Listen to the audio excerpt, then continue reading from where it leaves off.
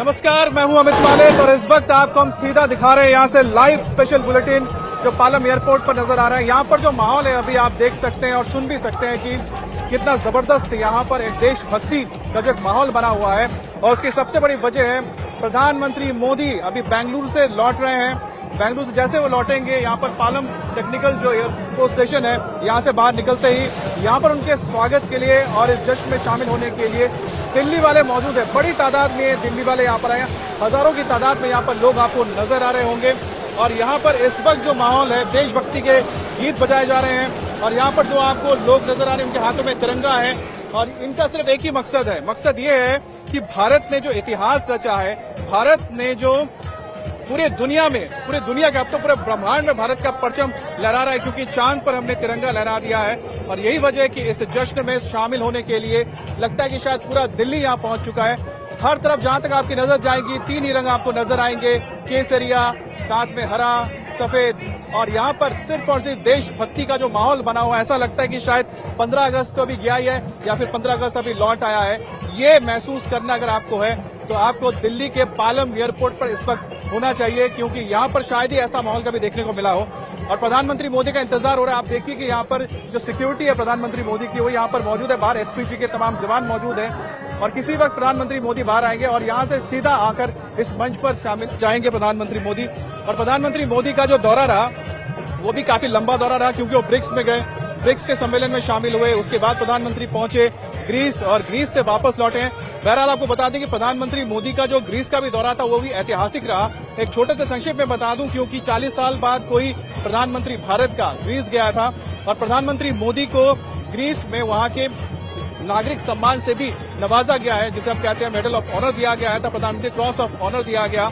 और ये जो सम्मान प्रधानमंत्री मोदी को मिला है वो पहली बार ग्रीस की सरकार की ओर से किसी, आप कह सकते हैं कि पॉलिटिकल लीडर को या फिर किसी देश के राष्ट्राध्यक्ष को ये सम्मान दिया गया है। तो प्रधानमंत्री मोदी को जो लगातार हम देख रहे हैं कि हर दौरे में कोई ना कोई देश उनको सम्मान दे रहा है, उनके नागरिक सम्मान से प्रधानमंत्री मोदी को सम्मानित कर रहा है। तो ग्रीस में भी प्रधानमंत्री मोदी को सम्मान मिला है। बहरहाल लेकिन सबसे बड़ा जो सम्मान शायद भारत को आज मिला है वो है सिर्फ एक जगह और वो है चांद। जी हाँ, अब धरती नहीं, आकाश नहीं, अब तो हम ब्रह्मांड की ओर देख रहे हैं क्योंकि चांद पर हमने कदम रख दिए हैं। रोवर जो प्रज्ञान है वो अब चांद की जमीन पर चल रहा है। 1-2 नहीं बल्कि बताया गया आज ही सुबह जो चीफ थे इसरो के, उन्होंने प्रधानमंत्री की मौजूदगी में बताया कि करीब 13-14 जो मीटर है वो सफर कर चुका है, यानी 13-14 मीटर चल चुका है चांद की सतह पर। और 13-14 मीटर जो सफर किया है प्रज्ञान ने, ना जाने कितने उसने ऐसे राज खोले होंगे, इतने राजों को बेपर्दा किया होगा जो साइंटिस्ट हमें जब जानेंगे और आने वाले वक्त में शायद हमारे फ्यूचर को या फिर हम जो स्पेस टेक्नोलॉजी में या फिर डीप स्पेस एक्सप्लोरेशन करने जा रहे हैं उसमें काफी हमें मददगार मिलेगा। तो प्रधानमंत्री मोदी जब वहां मौजूद थे, प्रधानमंत्री मोदी ने विज्ञान की बात की और विज्ञान के बात के साथ प्रधानमंत्री मोदी ने बताया कि किस तरह से वो उत्सुक थे तमाम उन साइंटिस्ट से मिलने के लिए जिन्होंने इसको सफल बनाया, चंद्रयान 3 को सफल बनाया है। और यहाँ पर आप पीछे सुन सकते हैं अनाउंसमेंट शुरू हो गया है क्योंकि यहाँ पर जेपी नड्डा भी आएंगे और जेपी नड्डा यहाँ पर पहुंच चुके हैं। वैसे तो बीजेपी के अध्यक्ष जेपी नड्डा यहाँ पर आए हुए हैं और साथ ही जो तमाम बड़े सांसद यहाँ के हैं, बड़े नेता हैं, वो यहाँ पर मौजूद है प्रधानमंत्री के स्वागत के लिए।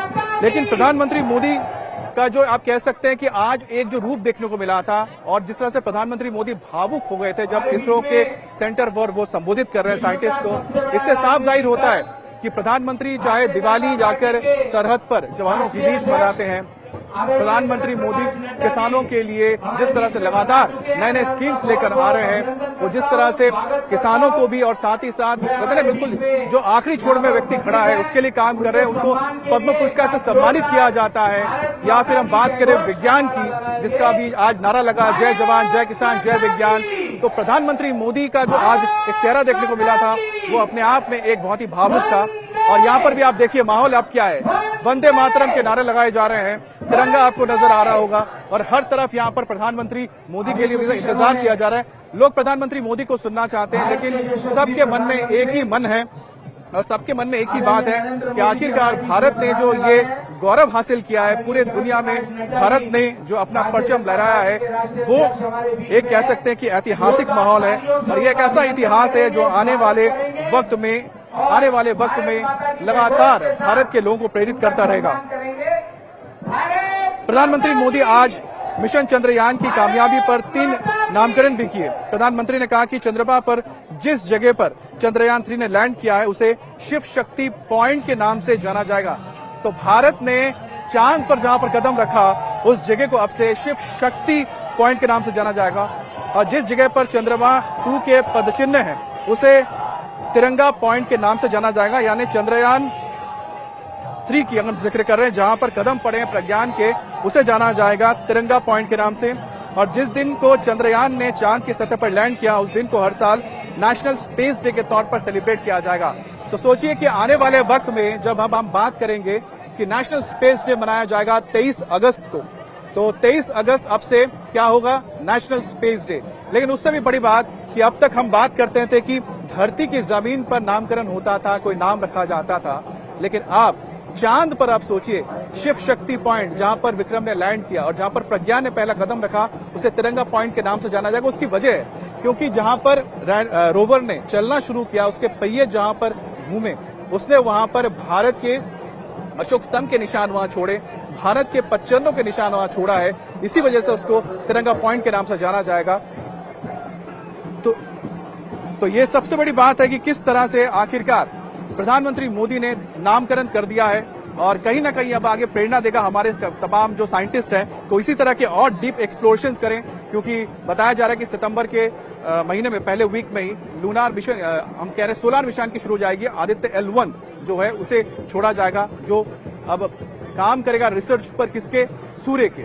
चलिए एक बार फिर से आपको तस्वीर यहां दिखाएं पालम एयरपोर्ट पर किस तरह की गहमा-गहमी बढ़ गई है। तो चलिए आपको अब प्रधानमंत्री मोदी जब पहुंचे थे स्पेस सेंटर तो उन्होंने कुछ बातें कही थी, उनकी बातें सुनते हैं किस तरह से उन्होंने अपनी मन की बात कही और साथ ही उन्होंने देश की मन की बात भी साइंटिस्ट के सामने रखा। जिस स्थान पर चंद्रयान 3 का मून लैंडर उतरा है अब उस पॉइंट को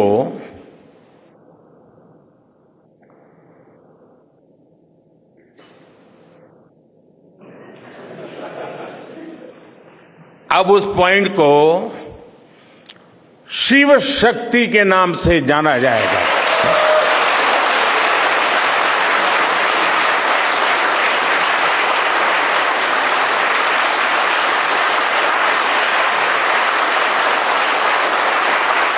जब हर घर तिरंगा है, जब हर मन तिरंगा है और चांद पर भी तिरंगा है तो तिरंगा के सिवाय चंद्रयान 2 से जुड़े उस स्थान को और क्या नाम दिया जा सकता है।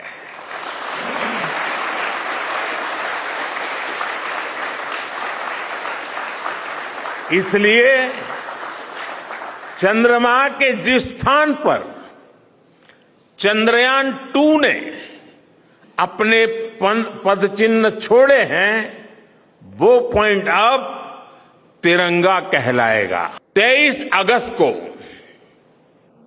जब भारत ने चंद्रमा पर तिरंगा फहराया उस दिन को अब हिंदुस्तान नेशनल स्पेस डे के रूप में मनाया जाएगा।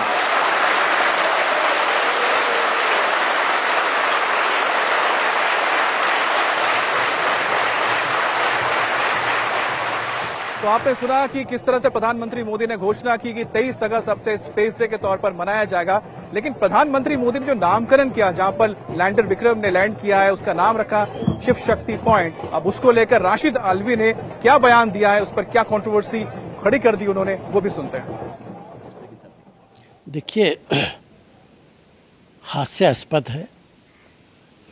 बीजेपी और बीजेपी के नेताओं की आदत बन गई है कि वो कभी सड़कों के नाम बदलते हैं, कभी शहरों के नाम बदलते हैं और अब वो चांद तक पहुंच गए। क्या चांद की उस धरती के मालिक हैं प्रधानमंत्री जिसका वो नाम रख रहे हैं? कल को कोई दूसरा देश वहां पहुंचेगा, वो अपना नाम रखेगा। प्रधानमंत्री सिर्फ राजनीति कर रहे हैं, इसके अलावा कुछ नहीं कर रहे।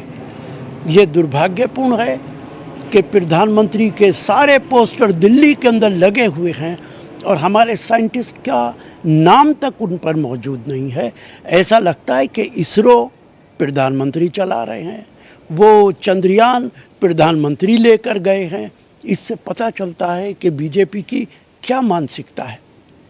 प्रदेश से एक वीडियो आया मुजफ्फरनगर से, आपने देखा होगा, जिस तरीके से शिक्षिका के सामने छात्र को पिटवाया जा रहा है। मुस्लिम छात्र है और हिंदू छात्रों के साथ पिटवाया जा रहा है। और जो टीचर हैं वो ये कह रहे हैं कि इनके घरों में भी यही सब कुछ सिखाया जाता है। जिन मोहम्मदीन बच्चों की माँ उनकी पढ़ाई पर ध्यान नहीं देती। तो आपने यहाँ पर सुना किस तरह से अब सियासत शुरू हो गई है नामकरण को लेकर। प्रधानमंत्री मोदी ने चांद पर जिस पॉइंट पर भारत के स्पेसक्राफ्ट ने लैंड किया या फिर जिसने कदम वहां पर रखे, प्रज्ञान ने उसका नामकरण किया, तो उसको लेकर सियासत हो रही है। बहरहाल सियासत तो अपनी जगह है, लेकिन जरा माहौल आपको दिखाते हैं, क्योंकि देश का माहौल तो इस वक्त ऐसा है कि पूरा जश्न में डूबा है पूरा देश। क्योंकि भारत ने जो कामयाबी हासिल की है, क्या वर्ल्ड कप की बात करें, क्या गोल्ड मेडल की बात करें, क्या ओलंपिक की बात करें, अब तो चांद पे तिरंगा लहरा रहा है। अब तो हम देख भी रहे हैं कि अब चांद से दूर जाना है। और यहाँ पर शायद माहौल ये जो बताता है, आपको दिखाते हैं, हमारे कैमरा पर्सन को बताएंगे, जरा दिखाइए माहौल दिखाइए, क्योंकि ये जो माहौल आपको दिखाई दे रहा है ये साफ जाहिर करता है कि अब भारत अपने हर एक उपलब्धि को, खास तौर पे जब उपलब्धि चंद्रयान जैसा हो, चांद पे कदम रखने जैसा हो, तो उसको मनाने के लिए अब देश देखिए पूरा तैयार है। यहाँ पर दिल्ली का जो आज माहौल है वो पूरी तरह से तिरंगामयी है, देशभक्ति में डूबा हुआ है माहौल। नारे यहाँ पर भारत माता की जय के नारे लग रहे हैं, ढोल नगारे बज रहे हैं, और अब जहां तक आप नजर जाएगी आपको सिर्फ तिरंगा ही तिरंगा नजर आएगा। अब देखिए एक और तस्वीर आपको दिखा रहे हैं, प्रधानमंत्री मोदी का कटआउट नजर आ रहा होगा। यहाँ पर आपको देखिए कि हर उम्र के लोग नजर आ रहे होंगे, युवा भी हैं, बूढ़े भी हैं, महिलाएं बड़ी तादाद में यहाँ पर आई हुई हैं, और सिर्फ तिरंगा ही तिरंगा दूर तक आप देख पाएंगे। देखिए ये जो आपको नजर आ रही है तस्वीर, ये लगभग यहाँ पर लगा लीजिए कि 800 मीटर के करीब होगा। 800 मीटर का जो पूरा ये स्ट्रेच आपको नजर आ रहा होगा, हो सकता है इससे आगे भी हो, वो पूरा का पूरा भरा हुआ है, खचाखच लोगों से भरा हुआ है, हाथ में तिरंगा है। और सबसे बड़ी बात है कि यहाँ पर हमें जो नजर आए लोग, हर समुदाय के लोग भी हमें नजर आ रहे हैं। ऐसा नहीं है, क्योंकि अगर कहीं किसी को लगता है कि ये सियासत है, नहीं, ये सियासत नहीं है, ये देशभक्ति है। और देश का हर एक व्यक्ति हो, चाहे वो किसी भी धर्म का हो, जाति का हो, मजहब का हो, वो इस वक्त यहाँ पर हमें नजर आ रहा है। तो साफ सी बात है कि हर किसी के दिल में इस बात का गर्व है, इस बात की खुशी है कि भारत ने वो कर दिखाया जो आज तक नहीं हो पाया है। एक दो नहीं, इससे पहले सोचिए अमेरिका, इसके अलावा सोवियत रूस, चाइना, हर किसी ने चांद पर कदम रखा। इंतजार था कि भारत कब कदम रखेगा। 2019 में कोशिश हुई, हम आधे सफल रहे, आधे विफल रहे, लेकिन जो आधी विफलता मिली उसने आज 2023 में 23 अगस्त को हमें वो सफलता दे दी। और भारत ने इतिहास ऐसा रचा कि अब उसे मिट तो नहीं सकते। लकीर भारत ने वहां तक खींच दी है कि अब इससे ऊपर ही जा सकती है। अब इससे ऊपर कौन जाएगा उसके लिए भी भारत तैयार है, क्योंकि अब सपना हमने देख लिया सूरज तक, उसके बाद हमने शुक्र को देख लिया। तो चाहे शुक्र हो या बृहस्पति हो, अब भारत को बहुत आगे तक जाना है, चाहे वीनस जाए, यानी कि कुल मिलाकर पूरा ब्रह्मांड अब हमारे कह सकते हैं कि टारगेट में जिसे अचीव करना है। बहरहाल प्रधानमंत्री मोदी का जो दौरा बेंगलुरु का रहा, उसके बाद प्रधानमंत्री मोदी यहाँ पर आने ही वाले हैं। यहाँ पर भी प्रधानमंत्री मोदी अपनी बात रखेंगे। और सबसे बड़ी बात यह है कि अब देखना है कि प्रधानमंत्री मोदी जब यहाँ पर आएंगे, क्योंकि बेंगलुरु में जब वो जा रहे थे स्पेस सेंटर, तब प्रधानमंत्री ने ज्यादा वक्त नहीं लिया था। उन्होंने कहा था कि मुझे बहुत उत्सुक हूं, मुझे जो साइंटिस्ट है उनसे मुलाकात करनी है, इसलिए वहां पर बेंगलुरु के लोगों से मुखातिब होने में उन्होंने ज्यादा वक्त नहीं दिया था। लेकिन प्रधानमंत्री मोदी जब दिल्ली आएंगे तो यहाँ पर लोगों को उम्मीद है, जो हजारों की तादाद में यहाँ पर इंतजार कर रहे हैं तिरंगा लेकर और प्रधानमंत्री मोदी के साथ इस जश्न में शामिल होना चाहता है, तो उम्मीद करते हैं प्रधानमंत्री यहाँ पर हो सकता है कुछ बातें रखे, और शायद वो बातें भी रखे किस तरह से प्रधानमंत्री मोदी जब ब्रिक्स के सम्मेलन पे थे जोहान्सबर्ग में, उस वक्त प्रधानमंत्री मोदी को हर एक देश के नेता ने आके बधाई दी थी। और तब प्रधानमंत्री ने ब्रिक्स के वहां पर कहा था, ये जो अचीवमेंट है ये सिर्फ भारत का नहीं है, ये इस अचीवमेंट के जरिए पूरी दुनिया को फायदा होगा और भारत पूरी दुनिया के लिए, मानवता के लिए काम करेगा। तो इस वक्त आपको एक बार फिर से हम तस्वीर दिखाएं, ढोल और नगारे यहाँ बज रहे हैं, और ढोल नगारों के साथ सिर्फ एक चीज सुनाई दे रही है, वो है भारत माता की जय के नारे। भारत आज विश्व गुरु बनने की हम कह सकते हैं कि कगार पर हैं, और ऐसा लगता है कि अब तो आने वाले दिनों में विश्व गुरु बनेगा ही, क्योंकि चांद, आप सोचिए, चांद का वो हिस्सा जो धरती से कभी दिखाई नहीं देता, साउथ पोल, दक्षिणी ध्रुव है वहां का, दिखाई नहीं देता, हमेशा वो अंधेरा रहता है, वहां पर आप देख नहीं पाते, डार्क साइड ऑफ मून कहा जाता है। उसको लेकर कितनी रहस्यमय बातें हुई, कितनी ना जाने कितनी चीजें लिखी गई, कितनी फिल्में उस पर बनाई गई, और आज वहां पर भारत का प्रज्ञान ना सिर्फ मौजूद है बल्कि वहां पर चल भी रहा है, उसके एक एक रहस्य को वो जान रहा है। करीब अब तक जब मैं बात कर रहा होगा तो हो सकता है कि वहां पर 13 नहीं 15 मीटर तक वो चल चुका होगा, क्योंकि पर सेकंड कुछ ही सेंटीमीटर वो चलता है, यानी हर एक सेकंड के हिसाब से देखा जाए तो कुछ ही सेंटीमीटर या हो सकता है 1 सेंटीमीटर चलता होगा। धीरे धीरे धीरे धीरे वो चांद के रहस्य को लेकर आ रहा है, और ये जब रहस्य खुलेंगे तो आप समझिए कि भारत और कितनी ज्यादा स्पेस के क्षेत्र में तरक्की करेगा, और आने वाले वक्त में पूरी दुनिया भारत के पास आएगी ये जानने के लिए। सबसे बड़ी बात, जो पानी की खोज की हम बात करते हैं, जो पानी के निशान मिले थे, वाटर के जो आप कह सकते हैं कि जो नमूने मिले थे या सबूत मिले थे, वो चंद्रयान 1 के दौरान मिले थे। और अब एक बार कोशिश फिर से होगी कि भारत अब दक्षिणी ध्रुव में जो रिसर्च है उसके जरिए भारत ये बताए कि आखिरकार जो पानी की बात की जा रही है क्या वाकई में मौजूद है या नहीं। और अगर ऐसा कुछ मिल जाता है तो आप समझ सकते हैं कि ये आने वाले पूरे मानव जाति के लिए कितनी बड़ी खोज होगी। बहरहाल प्रधानमंत्री मोदी का इंतजार किया जा रहा है, यहाँ पर तमाम जो लोग हैं दिल्ली के लोग इंतजार कर रहे हैं। जैसे ही प्रधानमंत्री लौटते हैं तस्वीरें हम सीधे आपको दिखाएंगे। रुकते हैं एक ब्रेक के लिए, ब्रेक के बाद भी ये स्पेशल कवरेज जारी है दिल्ली के पालम एयरपोर्ट से।